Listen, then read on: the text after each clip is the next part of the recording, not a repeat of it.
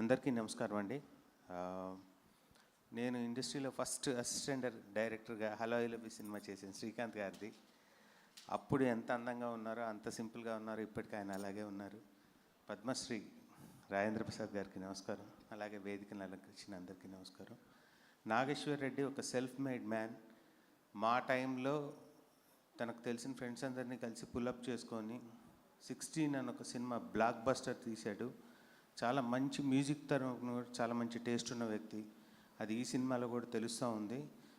Sai Karthik, you rock man. చాలా చాలా బాగుంది మ్యూజిక్. ట్రైలర్కి ప్రాణం పోసారు, నిజంగా చాలా బాగుంది మీ మ్యూజిక్.